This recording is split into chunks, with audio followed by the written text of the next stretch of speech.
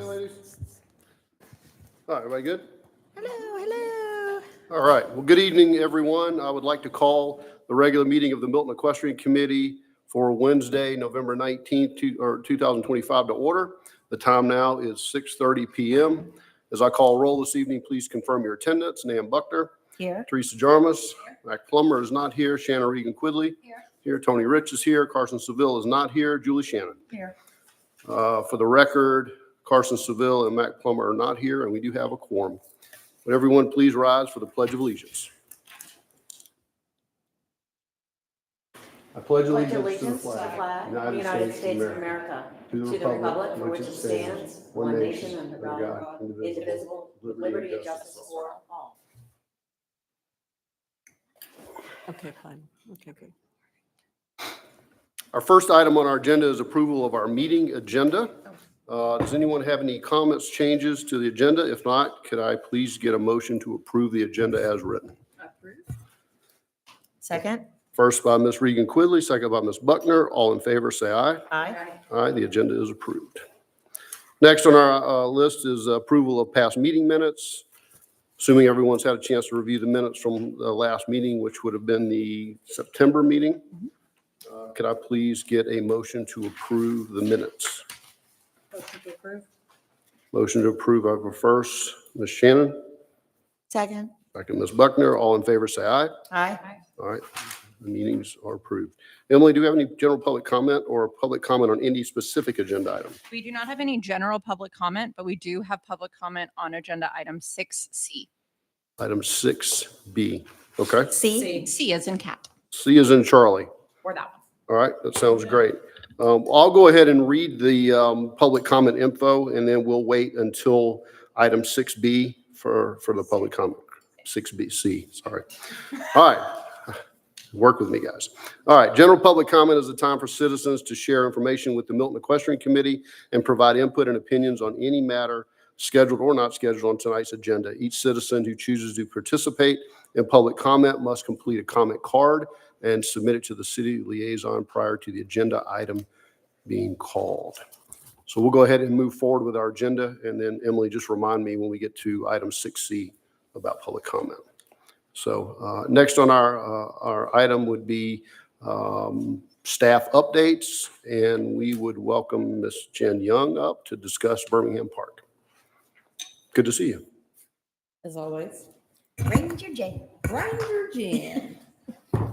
I led a hike before I got here, and I had 10 really interested and fun residents that wanted to learn a little bit more about nature. And the meadow we're installing at Providence Park. So that was fun. But today we're going to talk about Birmingham because that is our beautiful equestrian location.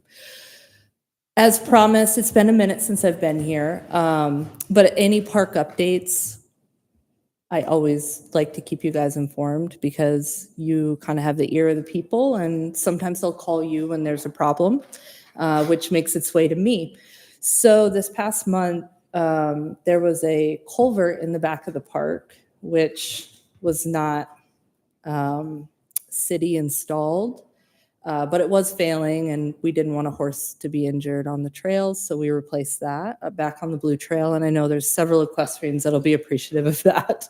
But the most important piece that we're working on right now is on the Green Trail, which follows along Little River, that needs habitat restoration. We found a really good bit of what we thought was bamboo at one time, and we now learned it's river cane, which we want to protect.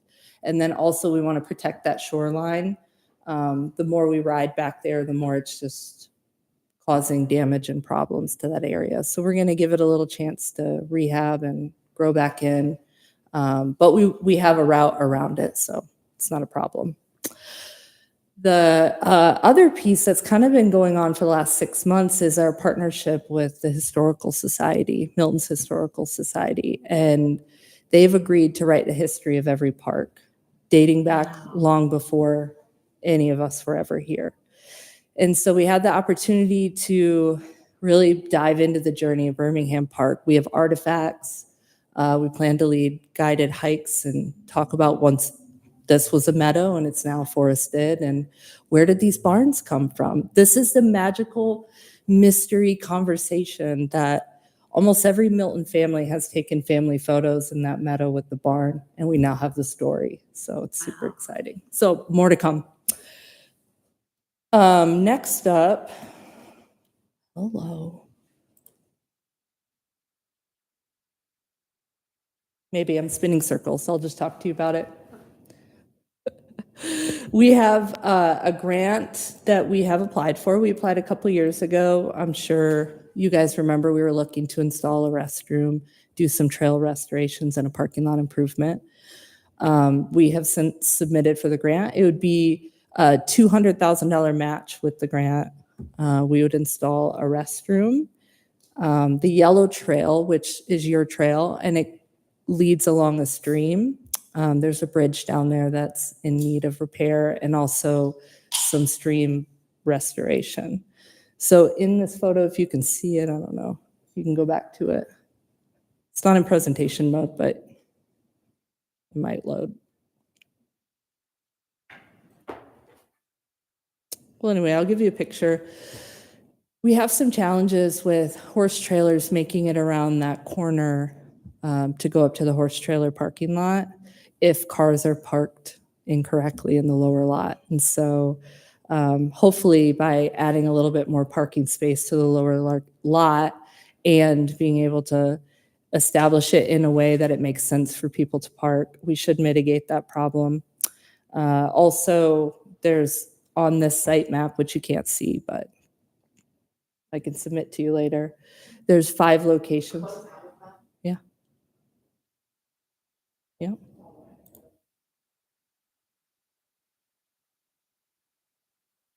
Sweet. Way cooler when you can see what's going on. Nice. There we go. No. This is compliments of There we go. Sarah and her team. All right, so each one of these are identified as possible locations for a restroom, which went into our grant. So should we receive the grant, we get to move forward. We got council approval to at least apply for the grant, and then next steps should we receive the first round. A little bit of Can you go back information. real quick? Yeah. If you mind asking. Go for it. Ask Where him. it says Bullpen Road, Yeah, is that the turn to the left there you're talking about, people Yeah. parking? Yeah. Is it just right on that corner? that's right. Okay. So we ended up, if you can see my arrow, this is the public works yard. And so along that fence, there was a little bit of space. So we put no parking signs up. And since we did that, I haven't received any calls, but this spot's a little tricky. So when the park gets busy on a really nice day, people will park along this road, which is challenging. Yeah. Now, I could pepper it with no parking signs. It's not the most ideal. And to narrow that anymore by putting in boulders or, deterrents for people to park there would just squeeze that space. So it's popular and we're glad people are using it. So we want to create a space that's welcoming for everybody. Any other questions? Is it? No, this is good. It sounds like a good problem to have if we're Yeah. having a lot of people park That's there, right. right? That's That's great. I went up there on Friday of last week and there were, I think, 4 horse trailers up there. So I was real happy to see that there's, been a fair amount of use up there. Yeah, I've been there 6 days a week, different times to try to catch different groups of people that ride. And I've been blessed to meet probably 30 people, a lot of them that you folks know, and they kind of tell me a little bit, what are they looking for? Where do they ride? What do they want as amenities for themselves? So definitely that corner is tricky, but they're just so grateful to have a parking lot that's usable for trailers. I agree. No, this is great. Yeah. So really the background of the grant, I could tell you more about it, but I've been here before to tell you about the same grant. It's really to provide access for people on trails. And so what are we trying to do? Provide access for people on trails. So it's a good fit. Our next agenda item, if you can believe it, we're almost to February because the holidays hit and dun, dun, dun, we're on to our trail cleanup. So all of you, I think almost all of you were there last year, and we had 56 people show up to volunteer, which is awesome. That's what we want to see. People showing up, and a lot of them are riders or walkers or neighbors. To formalize it a little bit more and give it some organization, we're working on establishing crews out there, and each one of those crews would have a crew leader that would ideally know that part of the park we're sending them to, and then on the crew would have various people that would do various jobs, such as chainsaw, pole saw operator, a trail marker, somebody who's sweeping, cleaning the brush off the sides. So it would be just a whole ready-made crew that would go out there. What I'm looking for from this committee is either you're confident and comfortable being a crew leader, or you're confident and comfortable to help recruit somebody who knows that park well and doesn't mind taking charge of a crew. So the crew leader should know the park, where the which part of the park that they're in, so they don't have to know the entire park. If they're confident in one park, we'll take it. We want to have those folks identified by January 1 so we can have a meeting and start recruiting and organizing out at Birmingham together, figuring out what do we want to achieve. And I think we can get a whole lot more done with more people at the top than just me, right? Also, I would like for you to be there. That would be the goal, right? Of course. How many crews are you trying to, do you have any idea? Yeah, it's good. I mean, it would be really great if we had 8. I'm shooting for 4 this year, and we'll just parcel off the park, and we'll do what we can with those 4. Yeah. Any other questions? Otherwise, I'll probably see you at the first of the year, and I'll be really excited to give you some more updates. All right, Great. thanks, guys. Thanks for the update. Count me Thanks in. for all your hard work, Jen. Yeah, you Absolutely, got it. appreciate it. It's always good to see you. All right, so next on our agenda is item B, discussion on a fencing request. You don't look like Michael, but welcome, Diana.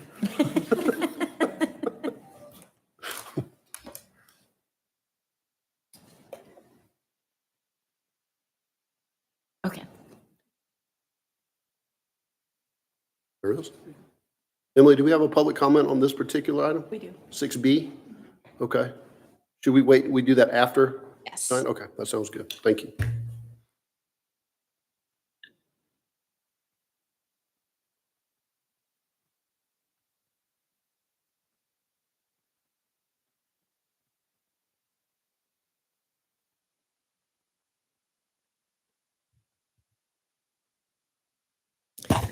Good evening, Mr. Chairman, members of the committee. We are here this evening seeking your expert guidance for a matter that is going to be before the Board of Zoning Appeals in a few months, and it is a situation that involves horses. So we thought we would bring this before you and see if we could get some guidance and some help on this particular issue. It is a request that the owner has to build an 8-foot tall stockade fence instead of the standard 4-board horse fence that we know that the code requires and we see all over town. This is within the Tullamore subdivision. And in particular, this piece of property, you see it's a little bit unusual. It has just a little bit of frontage, almost a stem driveway, and then a very large lot, over 15 acres. In here, but not a whole lot of frontage. The property owner owns 3 of these Shire horses. These are very, very large animals. They stand over 6 feet tall, and they are substantial, much greater than the typical horse that we have within our community. And the concern in this case is that the fencing, a standard 4-board horse fence, is not going to be able to contain these types of horses because of their size and their physical strength.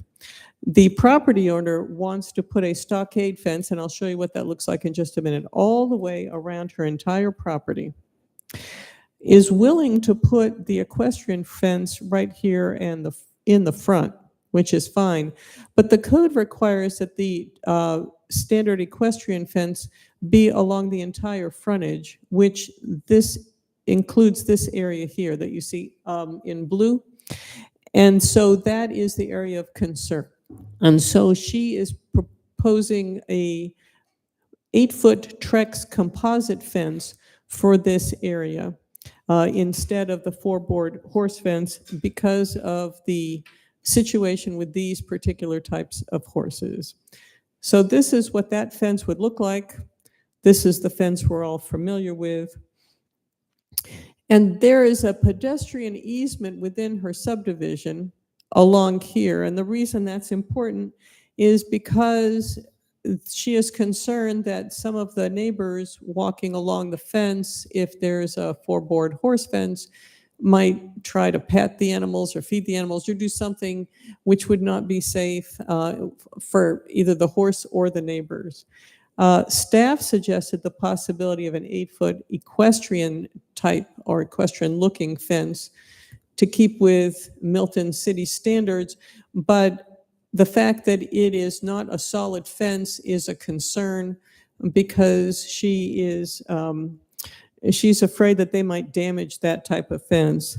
That type of fence, again, this is the fence she wants, and this is the fence that we had suggested might be an option. It's still tall, but again, you can see it's got a lot of open areas within it. And so the question we have before you, and the reason we're here seeking guidance, is because we'd like to know what you think would be the best way to handle this situation. And we want to use that information to inform our staff report before we go in front of the Board of Zoning Appeals to provide them with some information on the situation. Of course, since you all are the expert on equestrian matters, we thought we would take advantage of your knowledge about this situation and hopefully get some feedback that would be helpful to us. Great. Well, then I would open it up to the committee members to share their thoughts or ask any questions. So help yourself. Can you go back to the diagram of the property itself and tell me exactly who sees this solid fence? Is that just in the neighborhood, or is that the small section of road frontage? Yes, yes, it's the neighborhood. Okay, so it's not the road frontage of the Tullamore neighborhood? It would be the neighborhood because right here is an easement that they use as like a walking trail. Okay. Go back a little bit. There's my little easement. Yeah, I mean, I'm curious. Right, if so that's the easement, and people walk along that. So it's not on Birmingham Road at all? No. Oh, no, it's within the subdivision. It's in It's in the Tullamore. subdivision. Yeah, it's well into the subdivision. It's just that neighborhood that would see it. And that's bordering pasture? I'm sorry? On the other side of that, that's all pasture, is what she has there? Well, it's not really pasture. It's sort of a hillside that's been graded at the top. So, but those horses will wander around the entire property, which is why she wants to have it all fenced. Well, my advice is to electrify the 4-board fence. Because Okay, no horse is going through the electric fence, especially if there's a 4-board fence in front of it. And that would be in keeping with the community standards. A big, ugly Trexel fence, horses will rub on, and they might knock it down because they'll rub on it, just like they'd rub on a tree. And I don't think it's becoming to that community either. Nobody wants to have a big, giant, black privacy fence running half the length of the road. I'm surprised their HOA wouldn't have a fit. over Me that. either, me too. Yeah. Yeah, and I'm sure That's Tullamore my has advice. a good HOA. They don't even she does not need an 8-foot fence for shires. I've had horses well above. I have 18 one-hand horses staying behind 2-rail fence with a hot wire. It's unreasonable to assume that just because a horse is large, it's going to step into a fence and push it down. And I think it's good to note as well that even though, I mean, they're big horses, there's no question about that. But I've never seen a quarter horse that couldn't blow through a 4-board fence if they really wanted to. I mean, if they decided to go through the fence, it doesn't matter if they're a big pony or a or one of these giant horses, if it wants to go through the fence, it's going to go through the fence. So I don't necessarily think that the breed alone warrants a fence like that. Obviously, we don't know their horses at all, but I'd be more concerned about the need for a fence like that. And actually, draft horses aren't even spooky horses Right. anyway. So if They're she's kind of worried cold in about, nature. if she's worried about the public getting involved with scaring her horses or whatever, I think that's sort of assuming the worst when it's probably not even going to happen. Especially Because in the an horses are equestrian used to people neighborhood. going by in an equestrian neighborhood. I don't understand how in an equestrian neighborhood, people that live there wouldn't realize that horses might spook at a bicycle that went by or a walker. I mean, I have a question about how that type of fencing is secured. When we have four-board fencing, it's poured concrete for the posts. It's not very easy to knock a post down. Granted, rails can come down, but how is that kind of fence secured? It's the same thing. It would be just a concrete footing. Yeah, poured fence Okay. posts. my advice to this homeowner is to electrify her fence. Yeah, I think there's plenty of options other than that proposed style. Okay, very good. Well, when you talk about electrifying a fence, I think it scares a lot of non-horse people. There's multiple ways you can do that. I use electric fence on my farm around my riding ring because I don't want the horses to chew the wood, which they will do. I just have a little thin aluminum wire, but there's big, wide tape. And you can put that on the inside of the boards with little spools, and those horses are not going to touch that fence. So there's multiple ways. You can use solar powered chargers. You can use electrical powered chargers. I have a solar powered charger that'll reach 25 miles.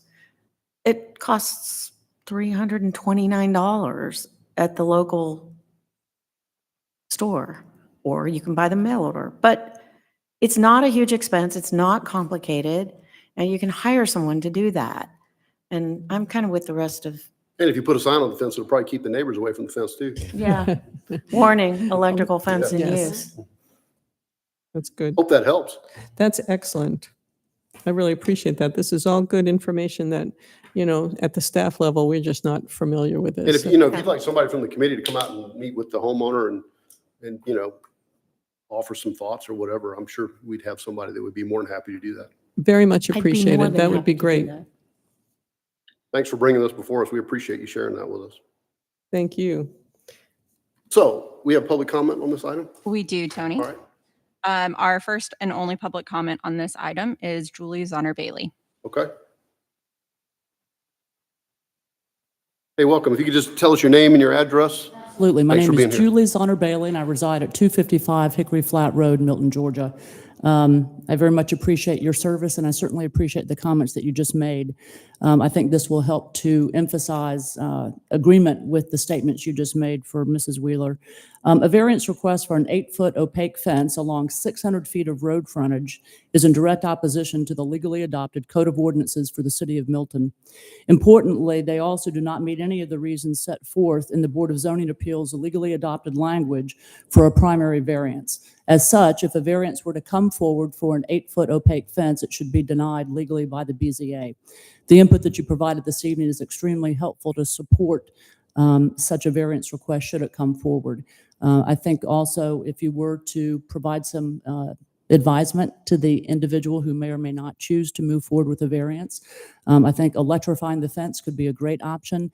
The others that in Tullamore, as many of you are probably familiar, some of those properties almost have double 5-foot fences that run along what was considered a pedestrian pathway. I think that pathway, at least initially, was intended to be more of a horse trail as opposed to a community pedestrian trail. Maybe some folks use it. I doubt many use it. There's not that many people that live in Tullamore. But it would seem that either electrifying that fence or another option could be to have 2 layers of fencing so that the horse couldn't get to the outer exterior. But again, 600 feet of an 8-foot opaque fence, whether it's on Birmingham Road or in the interior of a subdivision, is certainly against the code of ordinances that we all support and have put in place for many years. So thank you for the guidance that you provided, so that if something like this were to go to the BZA, it would certainly indicate that the Equestrian Committee did not support that, nor do citizens who want to see the BZA uphold our ordinances. Thank you. Thank you for being here. We Thanks. appreciate it. All right. Do we have any more public comment on this item? We do not. All right, then we'll move on to item C of discussion of large lots.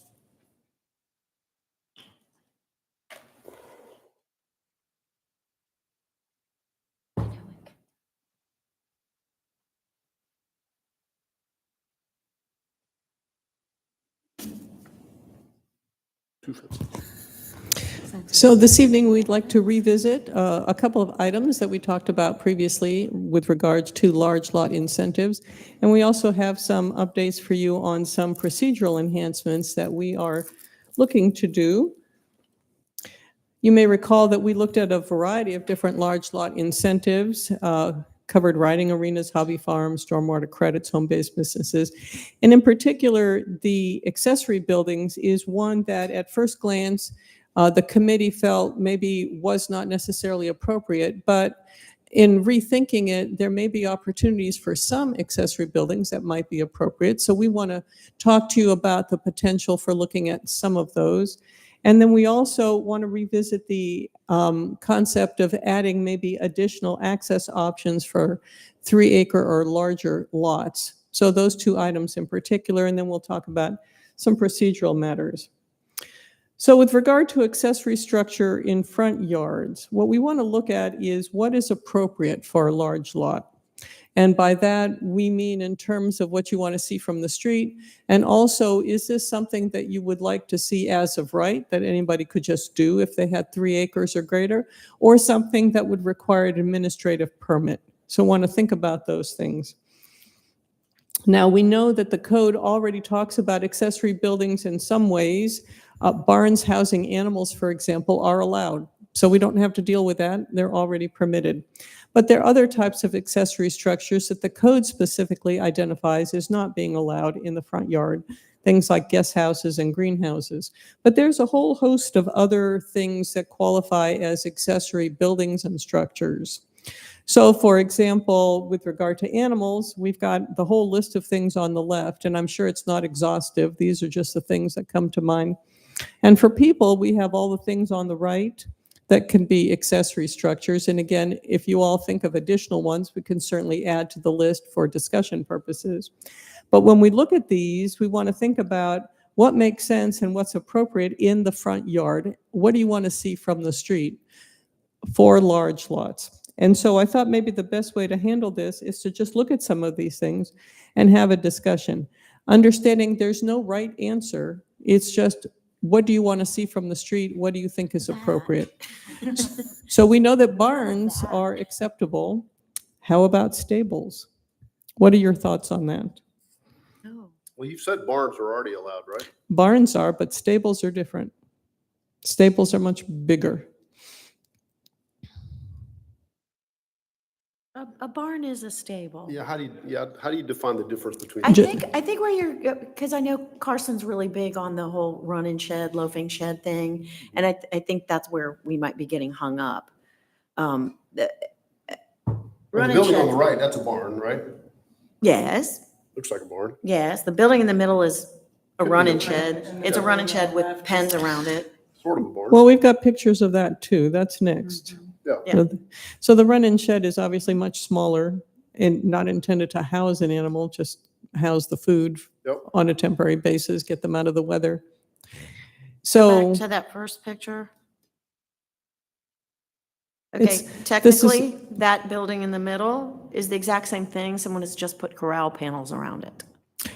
it's possible that, the picture is inaccurate. The intent was to show something that was fairly significant in size. Gotcha. Yep. Yeah, it's just Yeah. the same. It's the fencing. It's the same. So the two. question would be, if the picture in the middle didn't have the corral panels in front, but was just a 2-stall running shed, although there looks like there's a Well, little, there's a little storage area. I'm fully supportive of having running sheds. If you've got a pasture in front of your house and you need a running shed. All right, so see why that's that this. should be an issue. So your run-in shed is good. Okay, but again, that one in the middle on the first one is the exact same thing as the one on the left. All Just right, doesn't have It that. just doesn't have the little storage Yeah. door. okay. What do you guys think?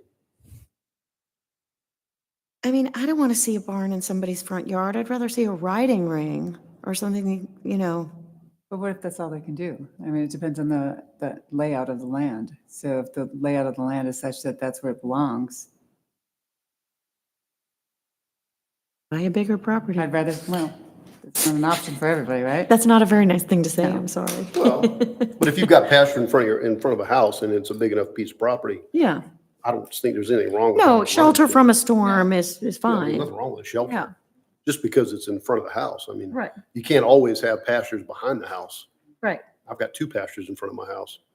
So, and I've got a running shed, but it's been there longer than the city's been in existence, so. So is it the consensus of the committee that a run-in shed in the front yard on property that's 3 acres or larger is acceptable and Yes. appropriate? Yes. Yes, Yes. absolutely. All right, let's move on, because we've got a few of these. How about a coop? Do I want to see it from the street? No. You're looking pretty hard to find some of those. They're pretty yeah. tiny. I think that's fine. And that coop doesn't bother me. Yeah. It's farm animals. I mean, if we want to encourage these kind of activities, Why restrict it? yeah, I think you need to have some flexibility on things like that. I mean, it doesn't mean you want something that looks terrible in the front yard, but. Looks better than a bouncy house. I thought the greenhouse Yeah. looked good. I'd rather- I mean, if they all I'd rather look have like that kind of this, trampoline in the if front they yard. all look like Incentivizing the this, Farm Yeah. community, why? Yeah. are we I had restricting someone it? up the street from me build the most extraordinary chicken coop I have ever seen. And if they all look like that, and it's all decorative for Christmas, Right. you know, if they look like These are this, high-fashion yeah. So chicken if we have some specs for coops, I mean, I don't want somebody to just, put up a bunch of chicken wire and a tin And roof. Not to be rude, but if somebody has 3 acres in Milton, they're probably not going to put up rinky-dink chicken coops. Yeah, they're They're going paying to put up nice things. 200,000 an acre. They're probably gonna Just put up a like pretty nice chicken They're coop. going to put up a yes. nice Good running point. shed. Sorry. We're not dealing with Good like point. the Point made. backwoods. Thank you. Yeah. So chicken coop Yeah. is the consensus that it would be acceptable on Yes. larger lots? I think so. All right. Kennel?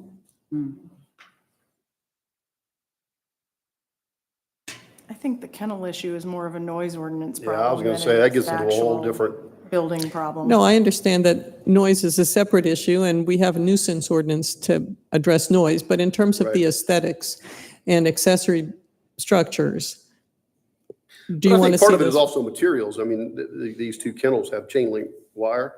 I mean, you can have chain link fence in Milton, right?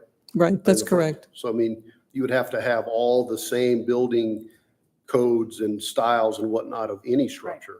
So if someone had a really well-done building in the front pasture and it happened to hold the dog, I don't know that that would really be all that different than some of these other buildings, right?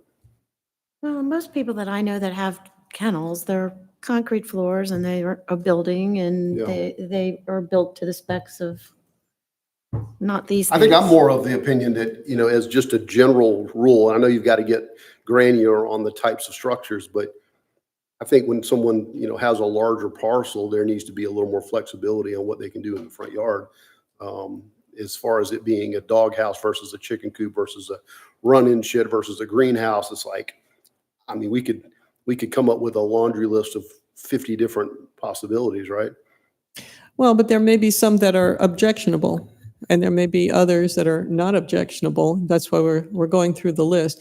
Yeah. And the thing is, like I said, there's no right or wrong answer. If you like all of them, that's fine. If you don't like any of them, that's also fine. We just want to know, because when we propose our code amendment, Yep. we want to be very specific in the code about what is allowed in the front yard on 3 acres or more. Right. I mean, we're the equestrian committee, so what is our opinion about whether or not someone can have a dog kennel in their front yard? I don't know that we have a whole lot of, we can give our personal opinion on that, but I'm not sure the equestrian committee really has a whole lot of pull on whether or not someone can put dogs in the yard. We're trying to come up with incentives, obviously, Yeah. for large lots for 3 Totally acres or agree. greater. Okay, so what you're getting right down to is the equestrian committee is promoting farm use. Yeah, A kennel is not necessarily farm absolutely. I use. think that's well put. All right, so the kennel is not something you would necessarily That's not support. necessarily farm use. That's more, that can be industrial. They Okay. can put them in industrial parks. They can put them in, a kennel can be anywhere. All right, Right. So- very good. Good point.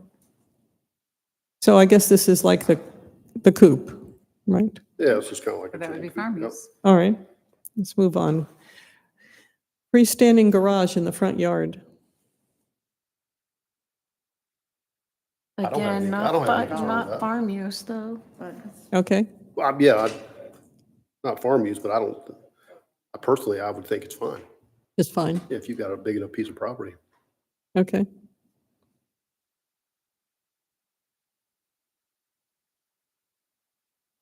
Guest house? Do you have an opinion about whether it would be okay to have a guest house in the front yard between the street and the primary residence? Any I have thoughts on one at my that? house. And I think it looks great. Yeah. Yeah, I think it really looks cool. Okay.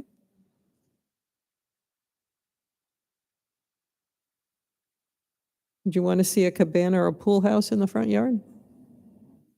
Doesn't bother me. Yeah. I don't know how many people put pools in their front yard, but But if that's your only option. I got to believe there's a whole different set of codes as far as Yeah. where you can put a pool, right? Well, the pool right now can only be in your backyard, but would it be an incentive to allow them in the front on 3-acre or larger properties? That's really the question. Is it an incentive? It's an interesting question. Yeah, I haven't given that much thought. Again, not farm use. Yeah. Well, but if Okay. you're using the rest of your property for farm use, and actually there is a friend who was thinking about putting a pool in her front yard because the rest of it's being used for the horses. Okay. So at the end of the day, I'm sure she would do it tastefully. I Yeah, don't think that would detract from the neighborhood, so. I think you're right. Is there a consensus on this or not? I'm fine. I mean, as long as it's Doesn't well bother done, me. it doesn't bother me. So I think it's okay. Okay, Yeah. all right. I mean, you could come up with some really bad examples, Yeah. I'm sure, of what a pool would look like in someone's front yard. And you think, oh my God, that's terrible. But at the end of the day, if they've got a big enough piece of property and it's well screened and done right, and I'm sure it could be nice. Very good. Any thoughts on gazebos? Perfectly fine. Yeah. Fine, okay. I Greenhouse? mean, we are talking about 3-acre properties, yes. Absolutely. So, Or at least 3 acres. I mean, At all of least. these This could things are. apply to a 10-acre property. Right. And if someone lives on Minimum. 7 acres and they've got a greenhouse in the front yard, I don't see why anyone would care. All right. Is that the consensus of the board that greenhouse is okay? I mean, that is farm related, so. Yeah, it's pretty neat. Yeah. Sports court? I don't think that makes much sense. Again, I think for the most part, we're all just kind of giving our personal opinion on that. I wouldn't, Yeah. I don't think the city of Milton needs to have a basketball court in someone's front yard. That probably wouldn't Okay. really fit the rural There's character a of our tennis city. court in someone's front yard in Hopewell. Yeah. On Hopewell Road. But All again, right. It's not farm related, so. So Yeah, that, It's not that farm related. concludes- That's not So an I- incentive I would give when we're trying to keep everything rural based and farm related. Or keeping the lots big, though. I mean, look at it that way. I Right. mean, if you have a big lot and you want to put a tennis court on your lot, But do you have to have it right at the front of the street? Diane, I just think it's really important for us to keep in mind, what we are as a committee. Yeah. I mean, we're the equestrian committee, and while I think we can certainly have some legitimate opinions on chicken coops and run-in sheds and things like that, asking our committee if we think basketball courts belong in someone's front yard. I mean, you could ask us as well as anybody that's sitting out there that same question, and we all have the same individual opinion. So again, I think our opinion on things that are related to horses and perhaps other agricultural uses, I think we can certainly give some valuable insight on that. But getting off those particular topics, again, we're happy to share our opinions, but that's really all they are. all right, very good. Appreciate that. Thanks, Tom. Appreciate all of your comments. That's all we have for the accessory structure, and now we're going to talk about access regulations, and I would ask Sarah Leaders to come and talk about those.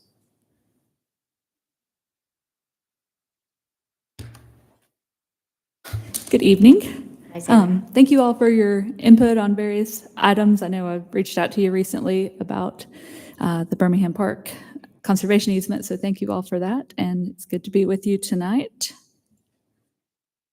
So I wanted to first highlight what the existing code says related to access, and then really I feel like some examples are going to speak to what we were proposing as a possibility for some of these larger lots. So first of all, the current code says when land subdivided, access points must not increase from the number allowed under existing conditions. So we're looking at what we call the parent parcel. So it's the parcel before it's looking to be subdivided. And that really limits the number of access points that are allowed as part of that development.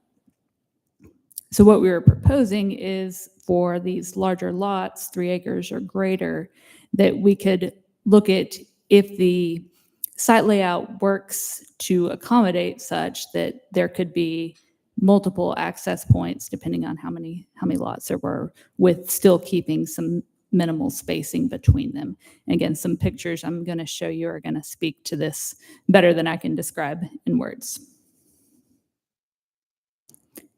This just talks about the number of, again, access points allowed based on the road classification, but we also factor in some other things. So every parcel is going to be allowed access. That's one thing that if it's a parcel that has road frontage, it will be allowed access. We can't deny that. So this just puts some constraints on number of points, with 2 being the maximum on any one street frontage. So if you have a corner lot, if it's a local road with lower volume, it could have 2 on one frontage and 1 on another. And we do have some situations like that. This was the kind of the static example here of what we're showing, and then I'll show some real life aerial imagery throughout the city of different places. So again, we're talking about a parent parcel that's say 10 acres in size, and if it's to be subdivided and the road is such a volume or site distance that only one driveway is allowed, it would need some sort of a little frontage lane, and then all of the houses would access off of that. If we modified the conditions to allow multiple access points, each lot could get their own. Again, there's a lot of other things that play into this. We do look at the roadway itself, the curves, the site distance. There's lots of things that are evaluated. So when we started looking at what an existing, like looking at a parcel existing before the development comes in and really using that to limit the number of driveways, this was kind of our turning point in looking at the code in that light. So this was the parent parcel. This is Freemanville at Mountain Road. And then once it was subdivided, each lot got an individual access point. And we wound up with 5, with another parcel right next to it that had their own and another. So as this came in, we said, well, what can we do to, if we're looking at it as an existing parcel is really what defines the number of access points, this wouldn't have been allowed. So these first couple examples are 1 acre lot subdivisions in Milton that have shared access. This one's on Birmingham Highway. So the shared access point from the road to the point where the second driveway branches off, that has to meet a certain width requirement. Beyond that, it really just serves as a driveway to one lot. Each of these are 1 acre in size, which said they could get the 1 access point. This also had flag lots, so there wouldn't be room to punch through other driveways unless there was some sort of easement on the other end of the property. This example is on Hopewell Road. The parent tract was about 6 acres. So if it would have been 2 3-acre parcels, it's possible they could have fit in 2 driveways and could each get their own. They went with 3 2-acre parcels, and so they're all sharing this single access drive. This is on Freemanville also. This was a subdivision that was allowed a street access, and then they had kind of this separated parcel. But you can see as 1 acre lots, they have one access point, and then each of the driveways branch off of this kind of shared drive. This is Birmingham Highway at Providence Road.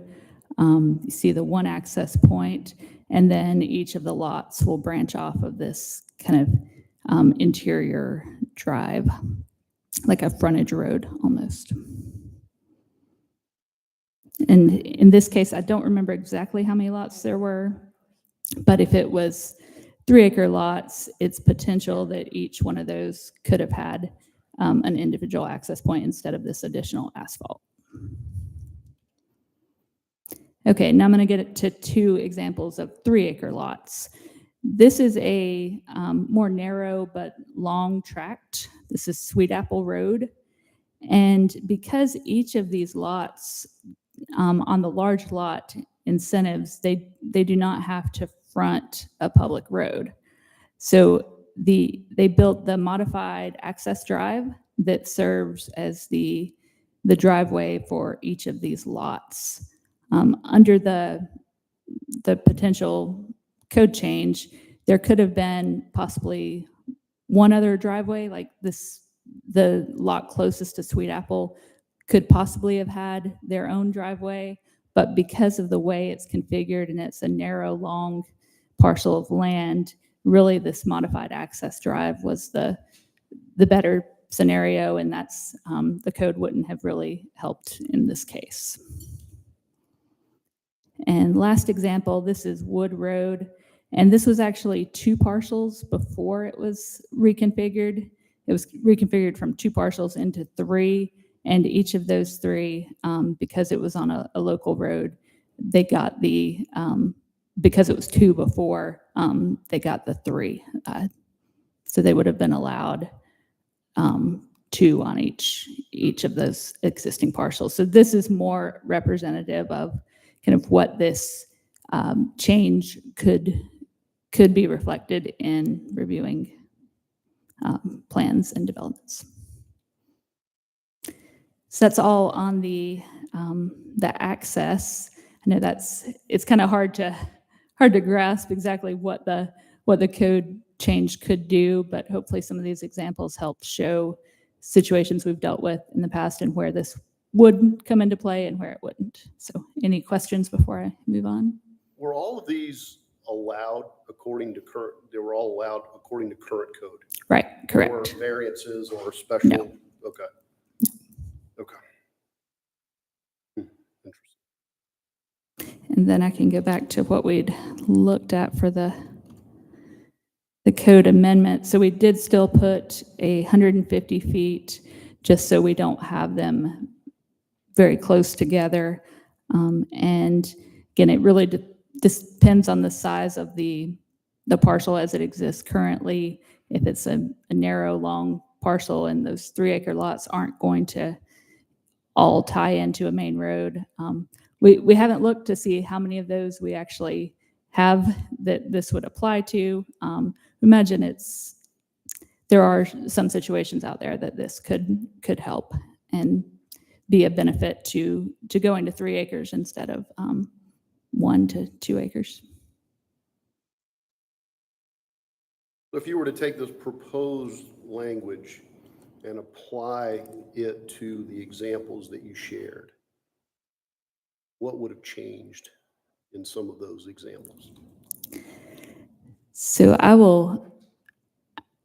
I can apply it to the 1 acre ones, but it's not apples to apples because these did wind up being 1 acre lots. In 1 acre lots, that language wouldn't really change much. Right. So this one is one that it could have changed if, again, because it was 6 acres to begin with, if they would have done 2 3 acre lots, each one, even though we did have an existing drive here and here, because you can see the proposed road actually went in closer to this location. But if we did one at kind of each end of that property, this one could have been 2 lots instead of 3 if that was appealing to the developer that was looking to subdivide these. So that was a change for that one. This one, depending on how they really laid out their other lots around the street that they were going to build, it could have been reconfigured slightly to not need this frontage road, so that it could have changed this piece of the 1 acre lots. I think I talked to this one a little bit, that instead of just the single point here, it's possible this would be 3 lots with driveways spaced pretty far apart, and the corner one may have fronted Providence instead of all of them accessing this frontage road. This one, I don't think this would have changed. And this is the 3 acre example. It's just, again, because of the shape of the existing parcel, this really is the better scenario for giving them, a better entry point into those lots. And lastly, this is, if this had been 1 lot before and they were only limited to 2 driveways, 2 of these would have shared a drive, possibly up to a certain point, and then it would have branched off. But this is really the example of what this code could do, could change. Okay. Thoughts, guys, comments, questions? Development. It's just Just development. I'm all about making change if it's I'm all about updating the code if it's gonna make meaningful change. If at the end of the day, if the proposed language is passed and nothing really changes, I think we need to ask, what are we trying to accomplish? It'd be great if you looked at if you changed it to where it really had an impact, and all of a sudden a 6 acre lot could only be a 6 acre lot. Wouldn't that be nice? I'm just not sure that the language is really going to do that. So that's just my gut. It's not my area of expertise, but that's just my initial reaction. Is it really going to make a change? And if it is, then great. And if it's not, if it's going to impact 5% of the applicants, then it seems like, I would wonder how effective is it really going to be. Maybe that first example that I had is a good, it did turn into roughly 1 acre lots, but this one did have a lot of road frontage. So in this case, I didn't measure the before acreage, but this is really where that could be beneficial, because it has so much road frontage and it's not a very deep parcel. But again, there are some of these throughout the city. We didn't inventory to see exactly how many parcels this could apply for, but we feel like it would be a good tool in the toolbox to offer that there's more flexibility on driveways, and especially some of these that if it was a 6 acre parcel to maybe even 8 acre parcel, to encourage the larger lots versus, and to offer that as an incentive. So I do see it as an advantage, and it's not going to affect a lot, but it is again another tool that we feel like would be useful in certain situations. Great. Well, thank you for that. Okay. Is just a quick question though, is the traffic flow considered at all, when you put the picture up of Providence and 372, that is such an incredibly busy intersection. It doesn't make sense to me to have 3 separate driveways for that property. I think the access road for those type of properties is a safety concern, really. I mean, is there anything in the code that stipulates that at all? Is there any language there? So in this particular case, because the roundabout has a raised median, that there's only certain places, and we have this at a few other locations, that there's not full access available at a driveway. So it's got to be far enough away from kind of the movements that are happening with the intersection to be able to have full access, where you can turn left out or right out and left in or right in. That's what a full access is. So in this case, when the roundabout was built, there were a couple access points that that were put in just as a part of that project negotiations. There was one on Providence that is it's actually just serving the access to the pond. But yes, the location is definitely something we evaluate given what's happening on the roadway, and if it has medians or if it's to get it far enough away from the roundabout operation. So that definitely is something that that we would consider no matter what. Thank you. Whether this code is modified or not. Thank you. Great. Thank you, Sarah. Okay. Grateful. And I just want to touch on a few we're calling them procedural enhancements. It's just things we're doing that it's not a code change, but it's things that we're looking to do, again, in support of large lot developments. With the first being a new position within community development that will be really the staff lead for rural enhancements, things that protect green space, provide flexible options, and support the goals of these larger lot parcels. So first is generally just supporting large lots and developments and being able to share the benefits of those as we talk to different people that come in. Some other items that we have in our toolbox as well, the CUVA, the TDRs, and conservation easements. Are y'all familiar with the details of what each of those are, or would you like me to highlight those? But we plan for this this position to Yeah, if you really could go over them, that'd be great. Sure, Yeah, yes. That'd be wonderful. to really know the ins and outs of these and to be able to present them again as part of this development and parcel review process. So we're calling the position the rural designer, supposed to, yeah. So here's a little bit about each of these. CUVA stands for Conservation Use Valuation Assessment.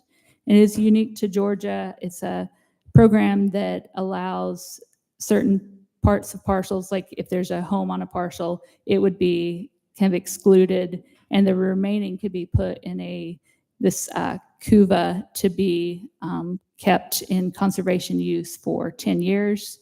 But it does a lot. It helps with tax benefit because that area is protected for that time period, and it just helps that an option for some of these larger parcels to again to hold an area in conservation for a limited time.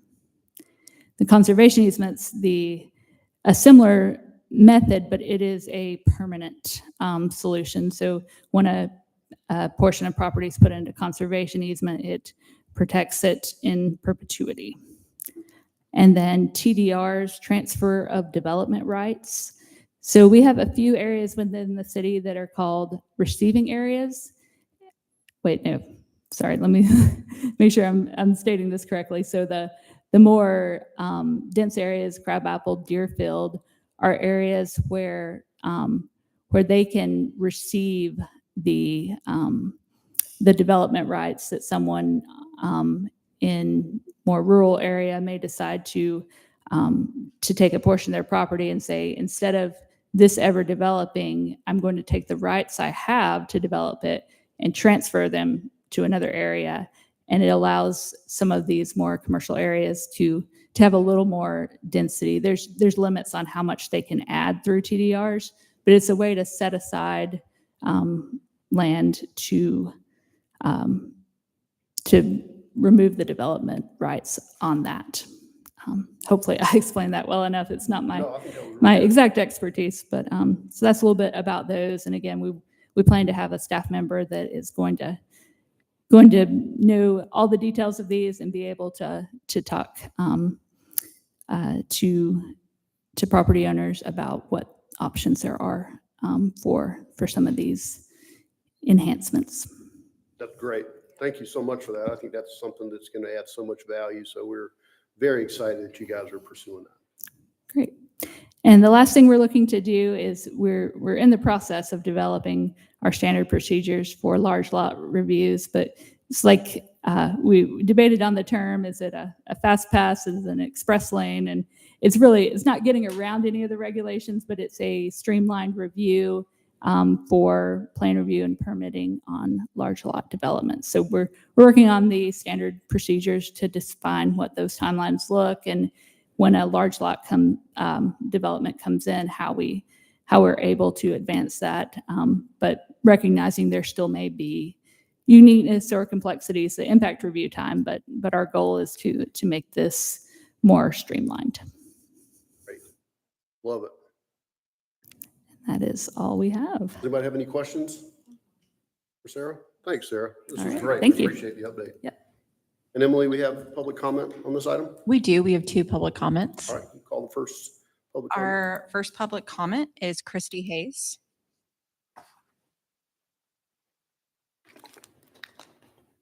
Hello.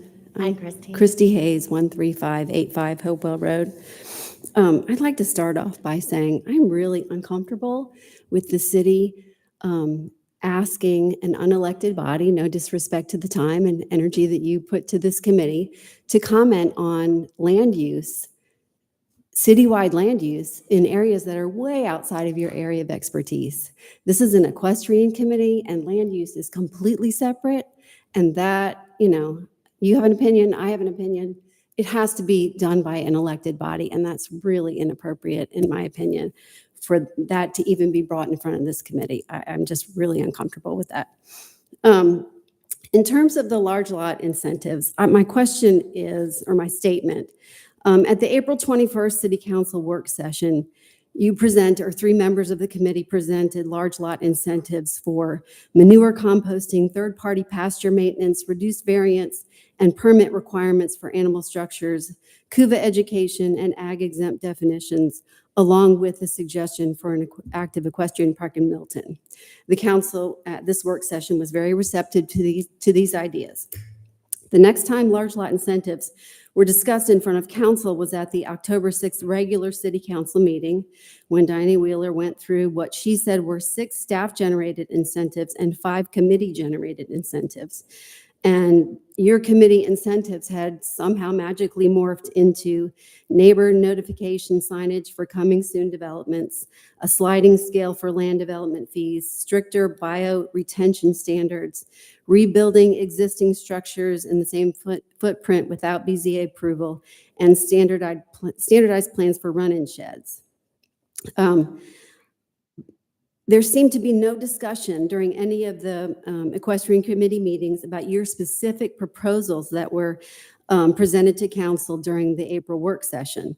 So I'm wondering how and when your initial proposals morphed into the ones that appeared in October. Maybe I missed them. I went to some of the meetings. I reviewed video of the meetings, but your initial suggestions seem to simply disappear, and I don't understand how that works.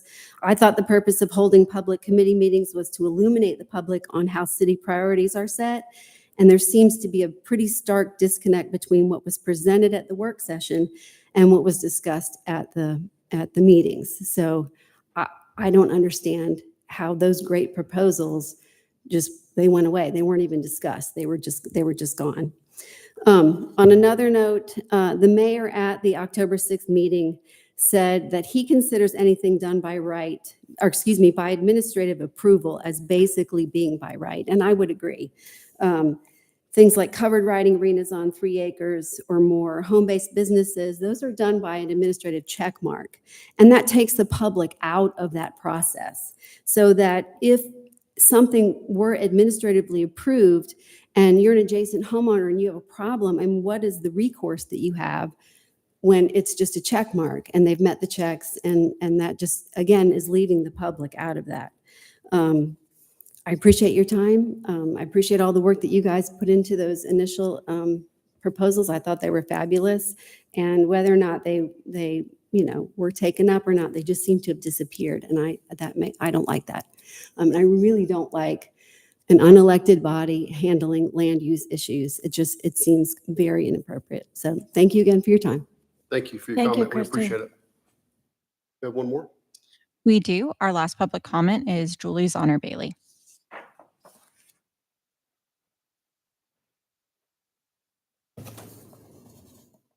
Thank you again. I really appreciate all that you do.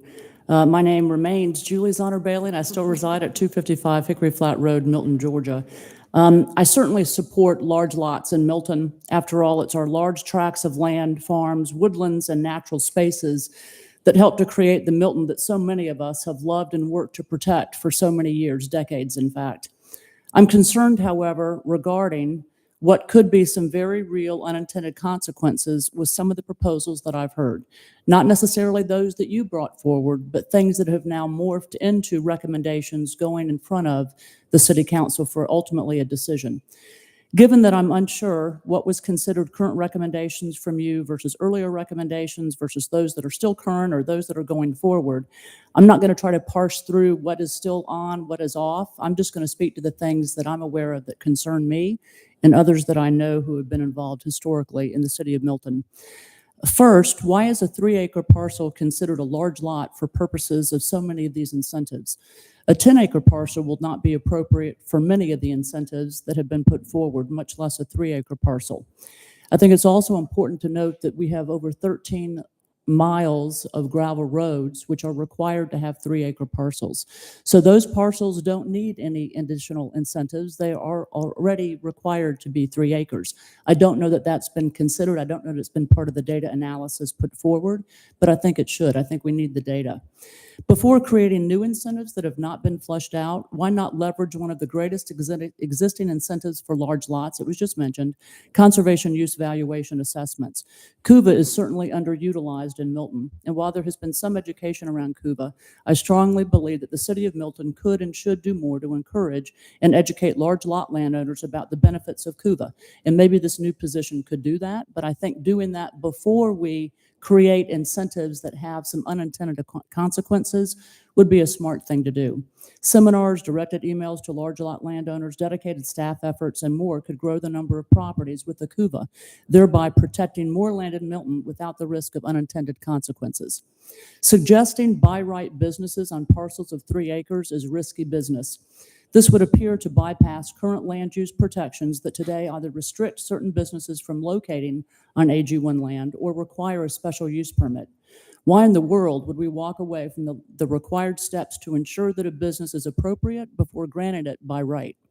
We could end up with businesses that are absolutely inappropriate for 3-acre or greater parcels. We need a public process, and that process has been in place since 2006.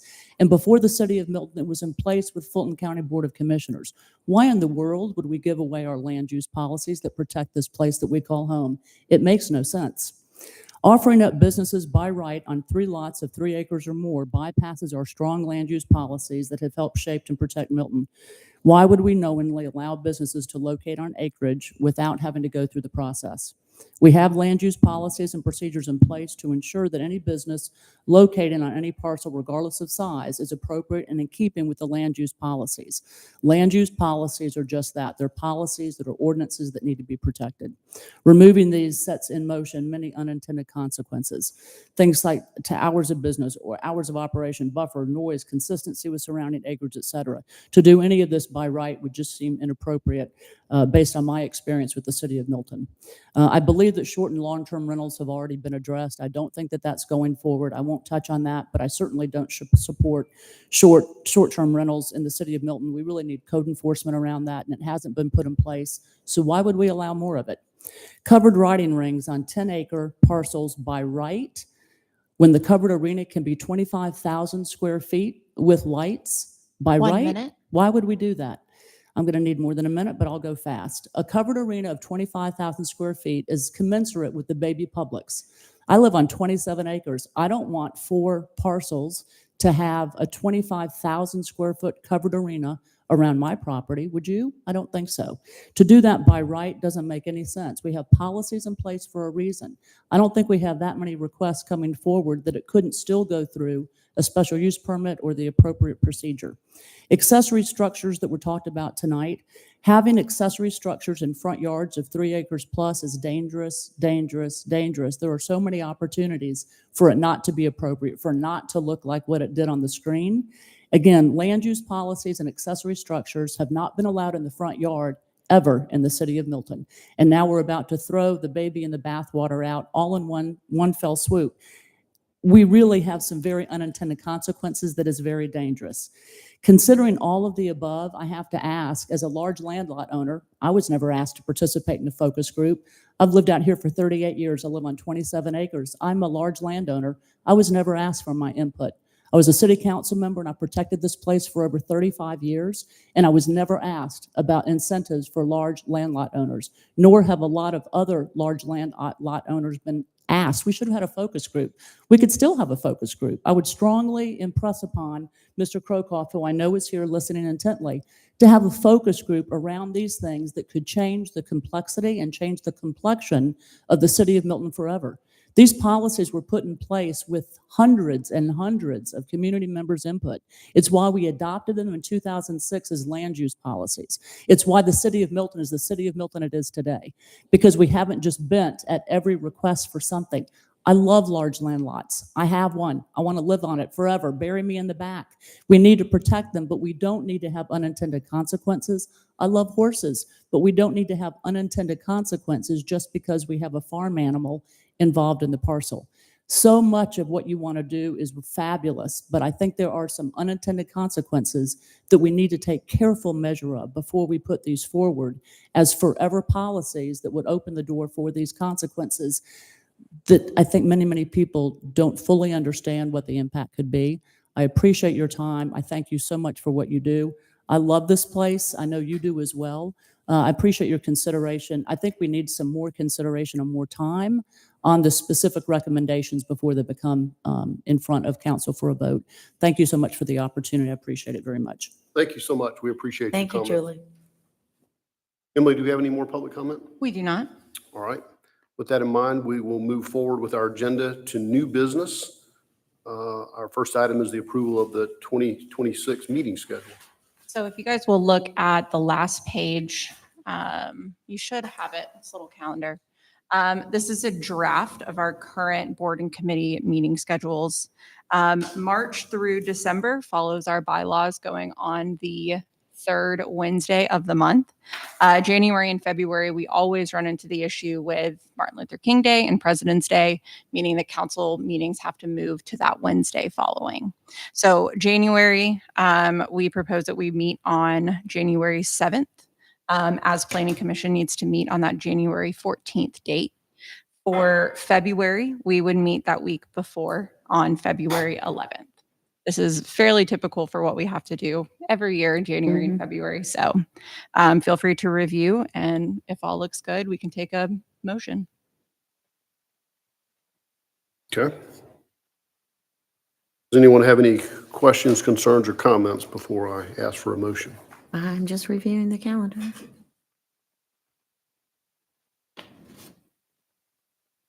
All right, with that in mind, I would open the floor for a motion to approve the 2026 meeting calendar as presented.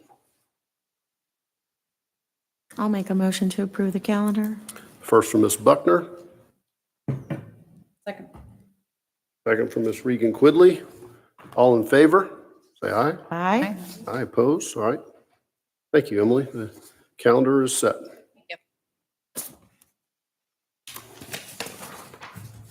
Next item on our agenda is discussion of an informal brochure. Yes. I'm gonna Shannon, pass I'll this turn that around over to you. so everybody can look at it. This is something I was thinking that we should probably put together just to have in general. We can put it up here in the front office. But I think it'd just be good for us to have at our events and things. I want to take a look at it. In researching some of the things that other equestrian committees are doing, they're doing a lot of seminars. And I think that's something that maybe we can talk about. Well, I've been trying to do those I think it for would be quite great, for I quite a think we need while. to And we, revisit you know, that. we were going to try to do our fire safety seminar again this year. And I think a lot of things, you know, like Meet the Horses, we got, you know, stuck with weather and, you know, I think we need to get schedules back and, to all yeah, that fire safety seminar we did at was fun. Tony's Farm was great. And I think the biggest problem with the attendance on that was that we didn't have it planned in enough time to really get the information out there for people to come. They were like, well, you had a seminar, you know? So, and I've always wanted to do like worming veterinary care, how to keep the vet away, things like that, I'm game. Let's do it. You should do a podcast then. Yeah. I don't know nothing about no podcasting. Sounds like a great idea, Nan. You're appointed. I don't know anything about podcasts. Okay. Shannon, this is great. We just It's really we need to good. have something. Yeah, Do it You next know? door. We'll do videos and then post them on the website. Yeah. Anything educational, creating awareness, I think is good. Yeah, that's just about creating awareness. We're Yep. not solving any world problems with it. And the idea is new applicants, new farm owners, just figure out a way to get in front of them so they'll know who the committee is and what resources are available, right? Yeah, thank you so much. Yeah, This is looks good, awesome. Shannon. So I'm very supportive of this. Yeah, very much so. Great. I mean, cute. All right. Emily, do we have anything else that I'm not aware of? We do not. All right, I want to thank everyone for being here, and I will call for a motion to adjourn our meeting. Motion by Sharmas, I'll second it. second, Ms. Shannon, all in favor? Hi. We are adjourned. Thank you all for being here. We appreciate it very much. Thank you.